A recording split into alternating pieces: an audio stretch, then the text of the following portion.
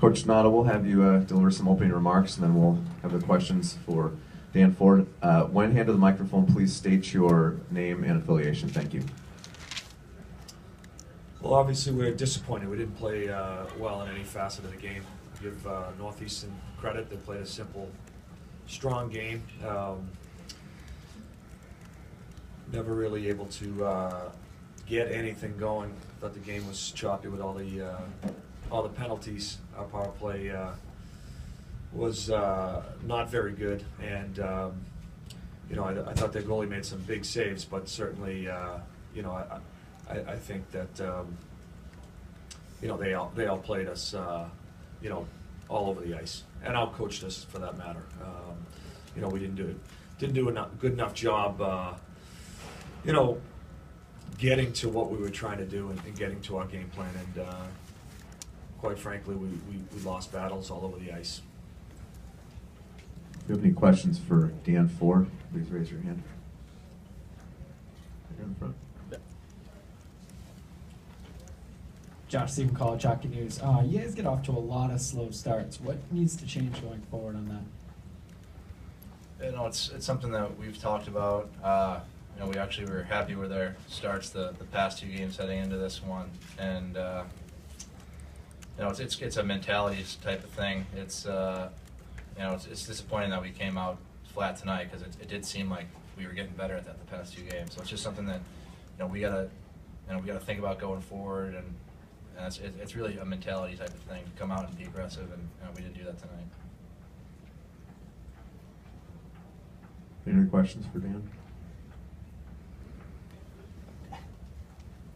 Another year, not making it to the final. What does it feel like for you, Dan, being the captain? I mean, it hurts. It's going to be tough to watch the late game next week, and really would have liked to have been a part of a championship game, but we got a lot to play for still. So it's just gonna, I'm just trying to move forward here and focus on what we can do here the last month. If there's nothing else for Dan, you can head back to the locker room. Thank you for your time. Thanks. I'd like to take questions for Coach Nato. Again, please state your name and affiliation. From the back there.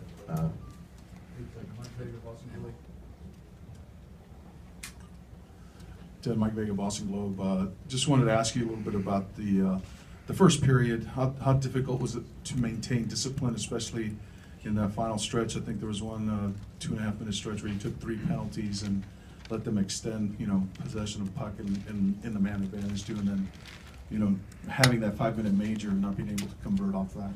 Yeah, I think we were never really able to get any flow in the game and establish any forecheck. They scored the first goal there. I'm not sure what happened off the face-off, but we had a guy go down. And then on the second goal, we put ourselves on a 5-on-3 there. So we dug ourselves a little bit of a hole. But then we get the 5-minute major, and really, to me, that was our chance to, get a goal and get back in the game. We didn't play very well to that point, but had a chance to cut the lead in half and maybe get in the locker room and regroup a little bit and turn it into a hockey game. But, we were not very good on the power play. Give Northeastern credit, but we didn't move the puck quickly and crisply, and forced a lot of errors ourselves. So that was disappointing. Then they come out and score. Even then, it's still a 2-goal game, and we're one shot away, and momentum can swing in a hurry. But they got a goal in the 35 seconds into the second period, and really we're never able to put them on their heels. I mean, I think they played strong. They won a bunch of battles at the front of our net for goals, and I give them credit, but it's not a successful formula to play in your own zone, take a lot of penalties. We took ourselves off of, I think, three power plays ourselves, so we really shot ourselves in the foot, in the foot, and we didn't execute, we didn't play well, certainly didn't coach well. So all in all, it was just very disappointing. Dave Anderson, right here.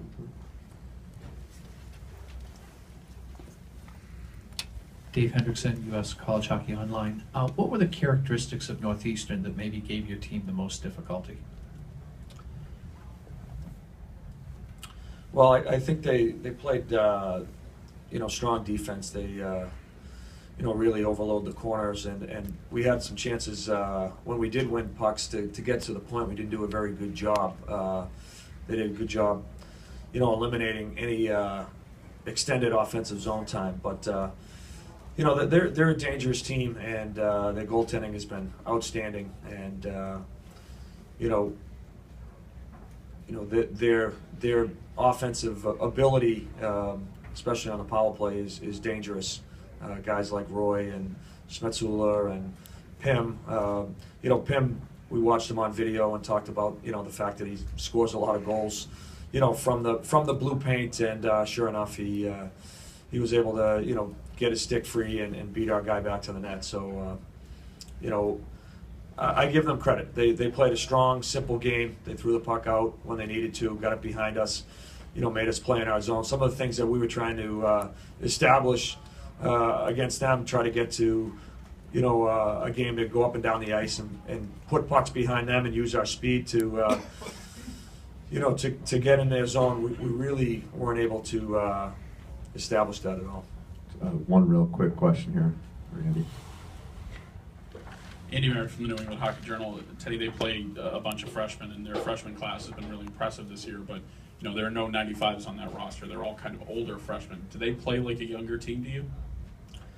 No, I think that's a confident team. Their power play is very dangerous.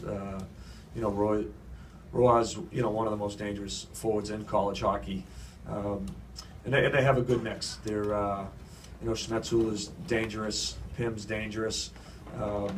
Benning's an excellent power play quarterback on the blue line. So, if you take penalties, they have the ability to score and to keep momentum. And I think that's what they did to us. We had some power plays. We took ourselves off with penalties, but even the power plays we had, we didn't have, the chances, the number of shots, the ability to change the momentum of the game and get everybody involved. And, when we did have chances, Witt was certainly strong in that. Thank you for your time, Coach. Now, good luck the rest of the season. I think we're still waiting.